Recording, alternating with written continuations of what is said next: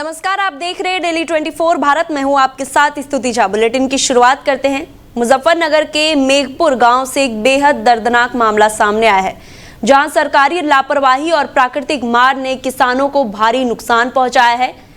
रजवाहे की पानी ओवरफ्लो होकर खेतों में भर गया, जिससे कई बीघा गन्ने की फसल पूरी तरह जलमग्न हो गई। अपनी मेहनत को पानी में डूबता देख किसान बेहद परेशान है। किसान अंकुश मलिक और देवेंद्र मलिक समेत कई किसानों की फसलें बर्बाद हो चुकी है। उनका कहना है कि इस नुकसान से उन्हें लाखों रुपए का घाटा हुआ है। किसानों का आरोप है कि राजवाहे की समय पर सफाई और जल निकासी का उचित प्रबंधन नहीं किया गया, जिसके कारण पानी खेतों में घुस गया। उन्होंने बताया कि इस समस्या को लेकर कई बार संबंधित विभाग के अधिकारियों को शिकायत दी गई, लेकिन कोई कार्रवाई नहीं हुई। किसानों का कहना है कि वो पहले ही मौसम की मार झेल रहे थे और अब विभागीय लापरवाही ने उनकी स्थिति और खराब कर दी है। उनकी फसलें पानी में गल रही है और भविष्य को लेकर चिंता बढ़ गई है।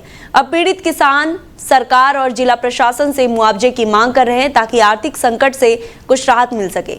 समस्या है, हम छोटे काश्तकार हैं, जो हमारी आय का स्रोत है वो यही है। यही फसल में जो पानी की वजह से डूब गया। हम क्या करें, हम आत्महत्या करने में मजबूर हो जाएंगे।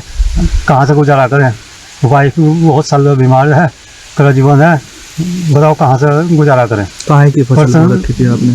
प्रशासनिक अधिकारियों को कई बार शिकायत कर ली, लेकिन कोई स्थायी वो नहीं करता इसका समाधान। हम परेशान हैं जी बहुत। काहे की फसल बोई हुई थी? एक की फसल, जो भी फसल हो वही बर्बाद हो जाता। पहले गेहूँ की होगी थी पहले साल, अब से हम परेशान है, कोई सुनवाई नहीं कर रहा। तो लगभग कितना नुकसान जो है आपको? लगभग ये समझो कई लाख का नुकसान बैठता है। ये समस्या ये है, हम 3 साल से परेशान है। हमने नहरवाई को भी हर जगह रिपोर्ट करी है कि गांव का पानी दब जाए में पड़ा है, इसका कोई समाधान नहीं है। वापसी हमारे खेत में टूट जाता है 3 साल से। हम मौके पर आप फसल देख लो, हम आज आत्महत्या करने में मजबूर हो गए। अब कितनी फसल थी जो? अब 9 बीघा कम से कम फसल है हमारी।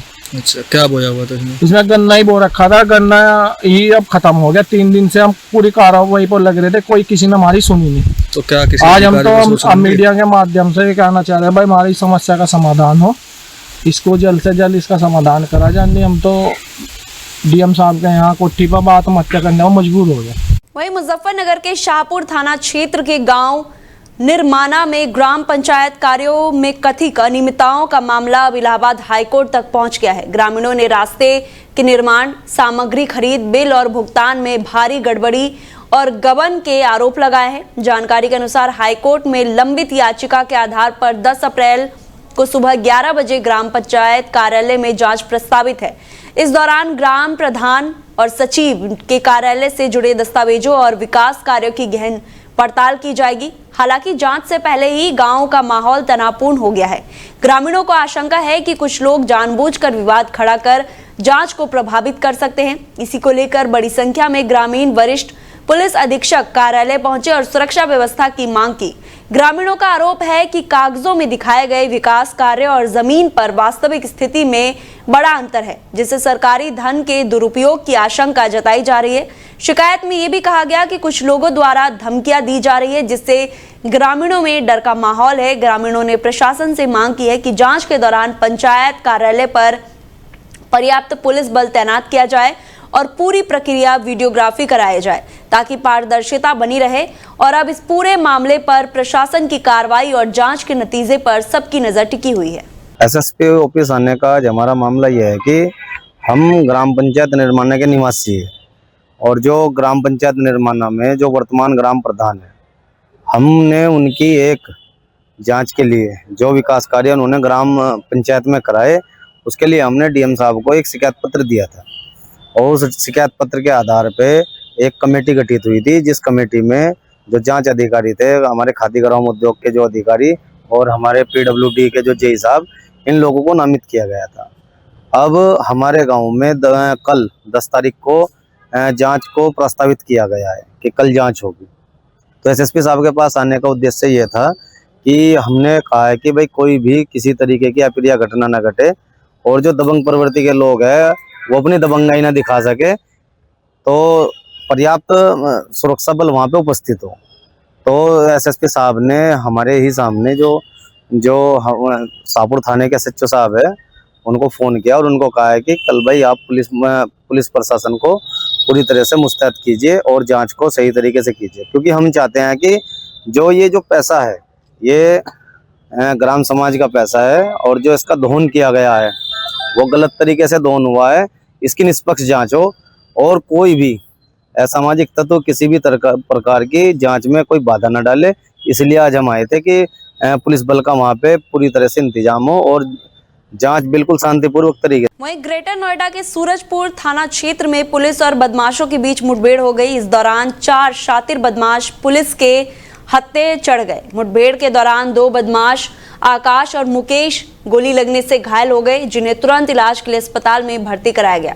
वहीं 2 अन्य साथियों को पुलिस ने मौके से ही गिरफ्तार कर लिया। पुलिस के अनुसार पकड़े गए बदमाश नोएडा एनसीआर क्षेत्र में लूट और चोरी की वारदातों को अंजाम देते थे। आरोपियों के कब्जे से अवैध तमंचे और चोरी करने के उपकरण, ड्रिल मशीन और लोहे की रॉड बरामद की गई। घायल बदमाशों के खिलाफ 1 दर्जन से ज्यादा मुकदमे दर्ज बताए जा रहे हैं। पुलिस अब इससे पूछताछ कर रही है ताकि गैंग और अन्य वारदातों का खुलासा किया जा सके। इस कार्रवाई को पुलिस की बड़ी सफलता माना जा रहा है, जिससे क्षेत्र में सक्रिय आपराधिक गिरोह पर लगाम लगाने में मदद मिलेगी।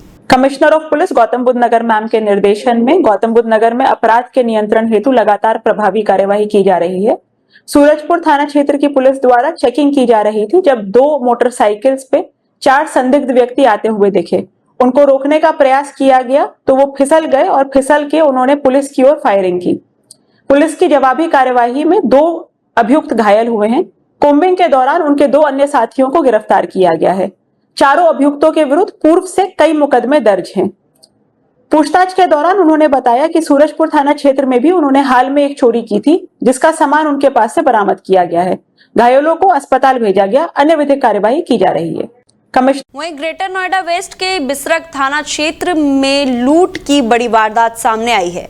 एक शाहबेरी इलाके में बाइक सवार बदमाशों ने व्यापारी को निशाना बनाते हुए हथियार के बल पर करीब 3.5 लाख रुपए लूट लिए। बताया जा रहा है कि बदमाश अचानक बाइक से आए और व्यापारियों को रोककर हथियार दिखाते हुए नकदी लूट कर फरार हो गए। घटना के बाद इलाके में हड़कंप मच गया है और पुलिस को सूचना दी गई है। पुलिस ने मौके पर पहुंचकर जांच शुरू कर दी और वारदात के खुलासे के लिए 4 टीमों का गठन किया गया है, जो सीसीटीवी फुटेज खंगालने और संदिग्धों की तलाश में जुटी है। पुलिस का कहना है कि जल्द ही आरोपियों को गिरफ्तार कर लिया जाएगा और लूट की पूरी घटना का खुलासा किया जाएगा। इस घटना के बाद क्षेत्र में सुरक्षा को लेकर सवाल उठने लगे हैं और स्थानीय लोग पुलिस से गश्त बढ़ाने की मांग कर रहे हैं। वहीं मुजफ्फरनगर के सिविल लाइन थाना क्षेत्र में स्क्रैप व्यापारी के यहां हुई कथित चोरी का पुलिस ने चंद घंटों में खुलासा कर लिया। जानकारी के अनुसार देर रात स्कैम व्यापारी ने पुलिस को सूचना दी कि उसके यहां करीब 12 लाख रुपए की चोरी हुई है। सूचना मिलते ही पुलिस मौके पर पहुंची और जांच शुरू कर दी है। जांच के दौरान पुलिस ने घर की बारीकी से तलाशी ली, जिसमें चौंकाने वाला खुलासा हुआ है। पुलिस को पूरी रकम घर के अंदर ही वॉशिंग मशीन के ड्रायर में छिपी हुई मिल गई। इस तरह पुलिस ने कुछ ही घंटों में 12 लाख रुपए बरामद कर लिए और मामले का पर्दाफाश कर दिया है। बताया जा रहा है कि स्क्रैप व्यापारी ने इस मामले में थाने में कई लिखित तहरीर भी नहीं दी थी। पुलिस अब पूरे घटनाक्रम की जांच कर रही है और ये मामला लापरवाही का था या किसी अन्य कारण की सूचना दी गई थी। इस खुलासे के बाद क्षेत्र में चर्चा का माहौल और पुलिस की त्वरित कार्रवाई की सराहना की जा रही है। वहीं नोएडा इंटरनेशनल एयरपोर्ट पर यात्रियों की सुविधा और सुरक्षा को ध्यान में रखते हुए 3 प्रमुख विकल्प उपलब्ध कराए गए हैं। इस विकल्प में कुल 12 काउंटर स्थापित किए गए हैं, जहां यात्री अपने बैगेज ड्रॉप और बोर्डिंग पास लेकर एंट्री कर सकते हैं। 4 विशेष मशीनें लगाई गई हैं, जिनकी मदद से यात्री स्वयं को बोर्डिंग पास लेकर चेक इन कर सकते हैं। इसमें बोर्डिंग पास के साथ बैगेज ड्रॉप करने की सुविधा है। कुल 10 मशीनें लगाई गई हैं, जिससे यात्री अपने बैगेज स्वयं ड्रॉप कर सकते हैं। डोमेस्टिक एंट्री के लिए गेट नंबर 10 गेट है, जिसमें 2 वीवीआईपी यात्रियों के लिए आरक्षित है। सभी गेट पर सुरक्षा जांच के बाद यात्रियों को यात्रा के लिए रवाना किया जाएगा। वहीं यूपी के हापुड़ जिले के थाना देहात क्षेत्र में स्थित प्रयाग अस्पताल पार्किंग विवाद अब हिंसा का रूप ले गया है। गुरुवार सुबह पार्किंग को लेकर शुरू हुआ मामूली विवाद देखते ही देखते मारपीट में बदल गया। कई लोग घायल हुए और अस्पताल परिसर में अफरा तफरी मच गई। जानकारी के अनुसार हापुड़ निवासी लोकेश अपनी स्कूटी अस्पताल की पार्किंग में खड़ा कर किसी जरूरी कार्य के लिए बाहर गए थे। पर्ची उनके पास रह गई थी। इस दौरान लोकेश का भाई स्कूटी लेने अस्पताल आया। पार्किंग कर्मियों ने पर्ची मांगी, लेकिन ना होने पर दोनों पक्षों में कहासुनी शुरू हो गई। पीड़ित का आरोप है कि पार्किंग कर्मियों और उनके सहयोगी में लाठी डंडों से हमला कर दिया। मारपीट के दौरान अस्पताल परिसर में मौजूद अन्य लोग सहम गए और भीड़ जमा हो गई। चीख पुकार मची और माहौल तनावपूर्ण हो गया। कुछ लोगों ने बीच बचाव किया, लेकिन विवाद से पहले से ही बढ़ा हुआ था। सूचना मिलते ही थाना देहात पुलिस मौके पर पहुंची और स्थिति नियंत्रण की। घायलों को प्राथमिक उपचार के लिए दोनों पक्षों से पूछताछ की जा रही है। थाना प्रभारी नीरज कुमार ने बताया कि प्रारंभिक जांच में विवाद पार्किंग पर्ची को लेकर हुआ। पुलिस ने कहा कि यदि किसी भी पक्ष की लिखित शिकायत प्राप्त होती तो सुसंगत धाराओं में मुकदमा दर्ज कर कड़ी कार्रवाई की जाएगी। भैया मामला कुछ नहीं था। सुबह मैं दादी जी से मिलने आया था अपनी। मैं स्कूटी के बाद में खड़ी करके चला गया। मैं छोटे वाले से बाय फेस उन्हें दिखा गया था, भैया उनकी स्कूटी खड़ी है, ले जाएगा। पर्ची मेरे साथ चली गई थी। पर्ची जाने के बाद वो छोटे वाले कहने लगा भैया के साथ चली गई। अगर पर्ची नहीं थी, फोन पर बात करते कुछ भी था, तो मानने क्या मतलब था। 3-4 लोगों ने उसे पहले मारा खूब। फिर भैया ने मेरे फर्स्ट फोन करा, मम्मी आ गई। फिर मम्मी के साथ भी उन्होंने हाथापाई करी। फिर उसके बाद मैं आया, फिर पता नहीं 10-12 लोंडे थे, कितने थे, सब आ गए एकदम लाठी डंडे से बाहर कर दिया। हाथ का ब्रेसलेट था, ब्रेसलेट तो मिल गया भैया, लेकिन चैन नहीं मिली पहले। कहाँ के रहने वाले हो? मैं कविनगर का रहने वाला हूँ। क्या नाम है आपका? लोकेश नाम है। जी, कितने लोगों ने मारा तुमको? कम से कम 8 से तो ज्यादा ही होंगे, 8 से कम नहीं थे। किन दिन को मारा? किन दिन को मारा? मैं था, मेरी मम्मी थी, छोटा वाला भाई था, हम तीनों थे। वहीं नोएडा पुलिस कमिश्नरेट मुख्यालय में सेक्टर 110 स्थित ऑडिटोरियम में मिशन शक्ति फेज 2 का आयोजन किया गया। ये कार्यक्रम महिलाओं के सशक्तिकरण और उनके योगदान को मान्यता देने के उद्देश्य से आयोजित किया गया। कार्यक्रम में अलग अलग क्षेत्रों में कार्यरत महिलाओं को उनके उत्कृष्ट प्रदर्शन के लिए सम्मानित किया गया। नोएडा पुलिस कमिश्नर ने इस अवसर पर महिलाओं को जागरूकता करने के साथ साथ उन्हें सम्मानित भी किया। मिशन शक्ति फेज 2 के तहत महिलाओं की प्रतिभा, नेतृत्व क्षमता और समाज में उनके योगदान को विशेष रूप से सराहा गया। इस कार्यक्रम में महिलाओं को उनके अधिकारों और समाज में उनकी भूमिका के प्रति जागरूक किया गया। उन्होंने ये समझाया कि कैसे अपने क्षेत्र में सकारात्मक बदलाव ला सकती हैं और समाज में महिला सशक्तिकरण को बढ़ावा दे सकती है। कार्यक्रम में महिलाओं के साथ साथ समाज के अन्य वर्गों को भी प्रेरित करने पर जोर दिया गया। मिशन शक्ति फेज 2 का मुख्य उद्देश्य महिलाओं की उपलब्धि को पहचानना, उन्हें प्रोत्साहित करना और समाज में समान अवसर प्रदान करना है। आज पुलिस कमिश्नरेट गौतम बुद्ध नगर के इस ऑडिटोरियम में मिशन शक्ति कार्यक्रम फेज 2 का कार्यक्रम यहाँ पर आयोजित किया गया है, जिसमें विभिन्न क्षेत्रों में ऐसी महिलाएं जिन्होंने बहुत उत्कृष्ट प्रदर्शन किया है, अपने अपने क्षेत्रों में डिलीवरीज दी हैं और आम जन के साथ जुड़कर कार्य किया है। ऐसी महिलाओं को चिन्हित करके यहाँ पर एक सम्मान समारोह का कार्यक्रम किया गया है, जिसमें सभी महिलाओं को सम्मानित किया गया है और बहुत से ऐसे स्वयं से किया है अपने इस कार्यक्रम के दौरान, उन सबको भी जो है हम लोगों ने सम्मानित किया है। और इसी प्रकार जो पुलिस कमिश्नरेट गौतम बुद्ध नगर में जो सुरक्षा, सम्मान और स्वावलंबन को लेके जो विभिन्न कार्यक्रम चलाए जा रहे हैं, उसी कार्यक्रम के दौरान ये कार्यक्रम भी आज यहाँ पर आयोजित किया गया है, जिसमें सम्मान समारोह में इन लोगों को सम्मानित किया गया है। वहीं नोएडा पुलिस ने अवैध हथियारों की खरीद, फरोख्त और तस्करी करने वाले 3 आरोपियों को गिरफ्तार किया है। गिरफ्तार आरोपियों में एक नाबालिग भी शामिल है। ये सभी सेक्टर 14 के गंदे नाले के पास पुलिस ने दबोचे हैं। तस्करों के कब्जे से 5 पिस्तौल, 1 देसी तमंचा और अतिरिक्त देसी हथियार बरामद किया गया। पुलिस के अनुसार आरोपियों ने कम उम्र के लड़कों का इस्तेमाल कर हथियार बेचने का रुतबा दिखाया। पुलिस ने बताया कि आरोपियों के इंस्टाग्राम के जरिए लोगों से संपर्क कर हथियार बेचे थे। अवैध पिस्तौल की कीमत 50,000 से लेकर 75,000 रुपए तक रखी जाती थी। फेज 1 थाना क्षेत्र पुलिस ने त्वरित कार्रवाई करते हुए आरोपियों को गिरफ्तार किया है। पुलिस आरोपियों से पूछताछ कर रही है और इनके नेटवर्क और आपराधिक कृत्यों का पता लगाया जा रहा है। देखिए, पुलिस आयुक्त महोदया के निर्देशन में नोएडा जोन में अपराध एवं अपराधियों के विरुद्ध लगातार कार्रवाई प्रचलित है। आज इसी क्रम में ACP 2 के साथ समन्वय स्थापित करते हुए फेज 1 के द्वारा 3 अभियुक्तगणों को हिरासत में लिया गया है, जिसमें 2 अभियुक्त बालिग हैं और एक बाल अपचारी होने के कारण उसको अभिरक्षा में लिया गया है, जिसके कब्जे से कुल 11 अवैध असलहों की बरामदगी हुई है। सभी को माननीय न्यायालय के समक्ष रिमांड हेतु प्रस्तुत किया गया है।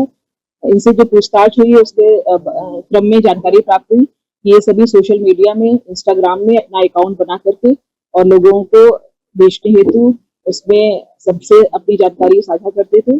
और अभी तक की जो जानकारी के अनुसार ये लोग बुलंदशहर से किसी के माध्यम से अवैध हथियार जो है वो लेते थे और आगे 25 से 30 हजार रुपए मुनाफा कमा करके बेच दिया करते थे। वहीं मुजफ्फरनगर के जानसठ कोतवाली क्षेत्र से एक सनसनीखेज घटना सामने आई है। आंगनबाड़ी केंद्र में से पढ़ाई करके लौट रहे 6 वर्षीय मासूम साबियान की सड़क किनारे लगे खुले ट्रांसफार्मर में की चपेट में आने से मौत हो गई। मृतक के परिजन तुरंत शव को लेकर थाना पहुंचे और विद्युत विभाग की लापरवाही का आरोप लगाते हुए हंगामा करने लगे। पुलिस ने घटनास्थल पर पहुंचकर परिजनों को समझा बुझाकर शांत कराया। घटना के बाद इलाके में अफरा तफरी का माहौल रहा। मृतक मासूम का परिवार न्याय और सुरक्षा की मांग कर रहा है। पुलिस ने प्राथमिक जांच शुरू कर दी है और ट्रांसफार्मर की सुरक्षा व्यवस्था की भी जाँच की जा रही है। आज दिनांक 9 अप्रैल को थाना जासठ में बेहद दुखद घटना घटी है। कस्बा जासठ के एक 5 वर्षीय बच्चा जिसका नाम शाबियान है, उसके खेलते वक्त ट्रांसफार्मर से करंट लगने से मृत्यु हो गई है। सूचना मिलते ही तुरंत पुलिस मौके पर पहुंची और सूचना मिलते ही जैसे मुझे और मैं और एसडीएम जासठ तुरंत हम लोग वहाँ पे परिवार से जाकर हम लोग मिले। उन्हें सांत्वना दी गई है। बॉडी को पोस्टमार्टम हेतु भिजवा दिया गया है। इसके अलावा जो भी आर्थिक सहायता के लिए और इसमें विधिक कार्रवाई बनती है, इसके लिए वांछित कार्रवाई की जाएगी। मामला ये हुआ, आपने अभी देखा होगा कि यहाँ ट्रांसफार्मर जो है वो कितनी ज़मीन से मिला हुआ है, सटा हुआ है। और इसके बारे में जो विद्युत अधिकारी हैं, जेई साहब हैं, एसडीओ साहब हैं, दिगर जो लाइनमैन हैं, उन्हें बार बार खुशामदों के जरिए, एप्लीकेशन के जरिए कई बार अवगत करा दिया गया है कि यहाँ कोई भी हादसा हो सकता है। उन्होंने लापरवाही बरती और लापरवाही का नतीजा ये है कि आज एक घर में बिल्कुल अंधेरा छा गया है। ये मेरे भाई खड़े हैं, शाहनवाज भाई, ये अपने दर्द में यूँ समझो बोल भी नहीं सकते, गूंगे हो गए हैं और सब समझते हैं कि कितना बड़ा हादसा है। जिस घर का रोशन चिराग बुझता है वही जान सकता है। अब हम ये चाहते हैं कि प्रशासन द्वारा जो लापरवाही रही है विद्युत विभाग के अधिकारियों की, उनके ऊपर कार्रवाई की जाए। और शाहनवाज भाई के जो जख्म है वो भर तो नहीं सकते, लेकिन कहीं ना कहीं अधिकारियों को, प्रशासनिक अधिकारियों को उन पर मरहम रखने का काम किया जाना चाहिए और सही अंदाज में इस पर कार्रवाई होनी चाहिए। वहीं यूपी के हापुड़ नगर क्षेत्र में मेरठ रोड स्थित अधीक्षण अभियान कार्यालय पर भारतीय किसान यूनियन ने स्मार्ट प्रीपेड मीटरों के खिलाफ मोर्चा खोल दिया है। संगठन के प्रदेश अध्यक्ष पदम सिंह ने आरोप लगाया है कि बिजली कर्मियों द्वारा उपभोक्ताओं की सहमति के बिना जबरन मीटर लगाए जा रहे हैं। भाकियू का कहना है कि स्मार्ट मीटर की रीडिंग पुराने मीटर की तुलना में तेज होने के कारण उपभोक्ताओं को दोगुना या तिगुना बिल मिल रहा है। संगठन ने यह भी आरोप लगाया कि तकनीकी खराबी के चलते गलत रीडिंग दर्ज की जा रही है, जिससे आर्थिक नुकसान उठाना पड़ रहा है। संगठन ने प्रीपेड मीटर प्रणाली पर भी सवाल उठाया है। उनका कहना है कि बैलेंस समाप्त होते ही बिजली कट जाती है, जिससे आम जनता को परेशानी हो रही है। पदम सिंह ने बताया कि केंद्रीय विद्युत प्राधिकरण की हालिया अधिसूचना में प्रीपेड मीटर अनिवार्य करने की शर्त हटा दी गई है, लेकिन बिजली विभाग अभी भी जबरदस्ती मीटर लगा रहा है। भाकियू ने चेतावनी दी है कि अगर ये प्रक्रिया नहीं रोकी गई तो प्रदेश और अन्य राज्यों में बड़े आंदोलन होंगे। संगठन ने स्पष्ट किया है कि किसी भी हालत में जबरन स्मार्ट मीटर नहीं लगाने दिए जाएंगे। वहीं अधीक्षण अभियान सुभाष चंद्र का कहना है कि स्मार्ट मीटर में कोई समस्या नहीं है और सभी कार्रवाई शासन और विभाग के आदेशों के अनुसार ही की जा रही है। सबसे पहले पत्रकार बंधुओं में आपसे कहना चाहता हूँ, ये एससी साहब अभी तक 11:30 बज रहे हैं, अपने ऑफिस में उपस्थित नहीं है। दूसरी बात, माननीय मुख्यमंत्री जी का आदेश है 10 बजे अधिकारी अपने ऑफिस में बैठेगा, जनता की समस्या सुनेगा। यहाँ जिले के डीएम आदरणीय हमारे 10 बजे ऑफिस में पहुंच जाते हैं और एससी साहब अभी तक ऑफिस से निरादर हैं। किन मांगों को लेकर आप यहाँ पे आए थे? हम मांगों को लेकर ये आए हैं जो जबरदस्ती बिजली विभाग द्वारा स्मार्ट मीटर थोपे जा रहे हैं गरीब जनता पर। उनके मीटरों के बिल बहुत आ रहे हैं और 2 दिन के बाद चलने के बाद ऑटोमेटिक बंद हो जाते हैं।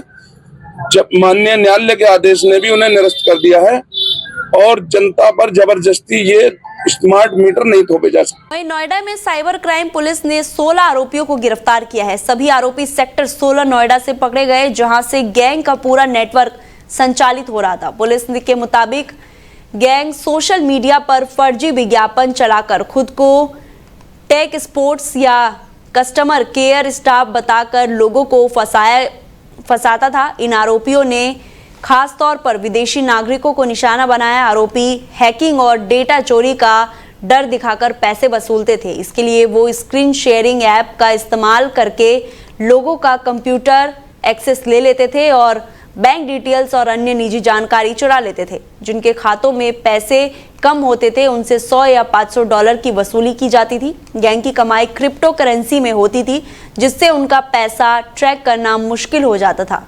पुलिस ने जांच में लैपटॉप और मोबाइल से करोड़ों की ठगी के सबूत बरामद किए हैं। पुलिस ने बताया कि गिरफ्तार आरोपियों की मदद से अन्य मामलों की भी छानबीन की जा रही है और जल्द ही कई और जुड़े अपराध का उजागर भी होने की संभावना है। शरफ पुलिस गौतम बुद्ध नगर मैम के निर्देशन में साइबर क्राइम और साइबर क्रिमिनल्स के विरुद्ध लगातार कार्यवाही की जा रही है। इसी अभियान के तहत थाना साइबर क्राइम पुलिस द्वारा एक कॉल सेंटर का पर्दाफाश किया गया है और 16 अभियुक्तों को गिरफ्तार किया गया है। इस कॉल सेंटर के अभियुक्त अमेरिकन और यूरोपियन नागरिकों के साथ ठगी कर रहे थे। ये विभिन्न मल्टीनेशनल कंपनीज के कस्टमर केयर अथवा टेक सपोर्ट बनकर पेड एड्स चलवा रहे थे और जब कोई नागरिक टेक सपोर्ट के लिए सर्च करता था उसको ये पेड एड का नंबर डिस्प्ले होता था। इस पेड एड पर कॉल करने पर कॉल इन लोगों के सिस्टम पर लैंड करती थी और फिर वो उसको डराते थे कि आपका सिस्टम हैक हो गया है या आपका डेटा चोरी होने वाला है। फिर वो उस कॉलर को प्रेरित करते थे कि वो अपने सिस्टम पर एक स्क्रीन शेयरिंग सॉफ्टवेयर डाउनलोड करे और स्क्रीन शेयरिंग डाउनलोड करने के बाद उसके सिस्टम की एक्सेस ले लेते थे। उसके पश्चात उसकी स्क्रीन को ब्लैंक करके वो कन्विंस कर देते थे कि उसका सिस्टम हैक हो चुका है। हर कॉलर से ये करीब 100 USD से लेकर 500 USD तक की ठगी कर रहे थे। भारत में पैसे लाने के लिए ये लोग क्रिप्टो करेंसी के माध्यम का प्रयोग कर रहे थे। 16 के 16 अभियुक्तों को माननीय न्यायालय के समक्ष पेश किया जा रहा है। अन्य विधिक कार्यवाही। वहीं उत्तर प्रदेश के मुजफ्फरनगर में थप्पड़ गैंग ने लोगों के बीच डर का माहौल बना दिया है। ये गैंग बाइक पर सवार होकर रात के समय राह चलते लोगों पर अचानक हमला करता है और फरार हो जाता है। हाल ही में हुई घटना में 7 अप्रैल की शाम गौशाला मोहल्ले में दीपक नामक युवक पर घर लौट रहा था, तभी 2-3 बाइक सवार युवकों ने पीछे से उसे जोरदार थप्पड़ मारा। थप्पड़ इतना तेज था कि दीपक की नाक से खून बहने लगे और आंखों में अंधेरा छा गया। घटना पास के मकान में लगे CCTV कैमरे में कैद हो गई, जो बाद में सोशल मीडिया पर वायरल हो गया। स्थानीय लोग बताते हैं कि ये पहली घटना नहीं है, जिससे पहले भी गैंग के लोगों और बेल्ट और थप्पड़ से हमला किया गया था। पीड़ित दीपक ने घटना की शिकायत थाना कोतवाली पुलिस नगर में दी थी, जिसके बाद पुलिस ने CCTV फुटेज के आधार पर आरोपियों की पहचान और गिरफ्तारी के प्रयास शुरू कर दिए। ASP सिद्धार्थ मिश्रा ने बताया कि मामले की गंभीरता को देखते हुए प्रशासन टीम पूरी तरह गश्त और पूछताछ कर रही है। आरोपी और बाइक की पहचान कर जल्द उन्हें गिरफ्तार किया जाएगा। शाम के टाइम मैं मंदिर जाता हूँ घूमने के लिए, मंदिर में दर्शन करने के लिए जाता हूँ, तो मैं पीछे से 3 लड़के आए और बहुत तेजी से कान के पीछे थप्पड़ मारा, नाक तलक से खून आया और आंखों के आगे अंधेरा भी आ गया था बहुत ज्यादा। इतनी तेज उन्होंने मारा और मार के फरार हो गए। नहीं, मैं नहीं जानता था। 2 दिन पहले 7 अप्रैल की शाम थाना कोतवाली नगर पुलिस के संज्ञान में एक वीडियो आई, जिसमें कहा जा रहा है कि गौशाला रोड कोतवाली नगर क्षेत्र में 2 व्यक्ति बाइक से चलते हुए एक पैदल चलते हुए आदमी के हल्का छू के या मार के जाते हुए नजर आ रहे हैं। और इस मामले को पुलिस के संज्ञान में आते ही बहुत तेज कार्रवाई की जा रही है। चौकी इंचार्ज आबकारी अपनी टीम के साथ कैमरों खंगाल रहे हैं, लोगों से पूछताछ कर रहे हैं। इन 2 लोगों की और इस बाइक की आइडेंटिटी पता लगाने की कोशिश की जा रही है और बहुत जल्द इनको पकड़ के इन दोनों लोगों के विरुद्ध सख्त से सख्त कार्रवाई की जाएगी। सर, और भी शिकायतें प्राप्त हुई इस तरह की, ऐसी व्यक्ति की? पुलिस के संज्ञान में इसके अलावा और कोई ऐसा मामला नहीं आया है। अगर इनको पकड़ने के बाद में पता चलता है कि ये रेगुलर बेसिस पे इस तरीके की गुंडागर्दी करते हैं, तो वो इस चीज़ को बिल्कुल बर्दाश्त नहीं किया जाएगा। और वहीं मुजफ्फरनगर जनपद में स्टंटबाजी का सिलसिला थमने का नाम ही नहीं ले रहा है। पुलिस की लगातार कार्रवाई के बावजूद युवाओं के हौसले कम नहीं हुए। हाल ही में शाहपुर कस्बे में थार गाड़ी पर खड़े होकर स्टंट करने वाले युवक जान जोखिम में डालते हुए नोटों की गड्डियां उछालते हुए देखे गए। जानकारी के अनुसार गाड़ी चलाने के दौरान अचानक ब्रेक लगने से भी युवक गिरने से बच गए। इस दौरान घटनाओं का वीडियो सोशल मीडिया पर वायरल हो गया है, जिससे चिंता और बढ़ गई है। स्थानीय लोगों का कहना है कि स्टंटबाजी न केवल युवाओं के लिए बल्कि राहगीरों और आम जनता के लिए भी खतरे की घंटी साबित हो रही है। पुलिस ने घटना की जानकारी लेते हुए जांच और रोकथाम के प्रयास तेज कर दिए हैं। फिलहाल बुलेटिन में इतना ही। आप देखते रहिए डेली 24 भारत। नमस्कार।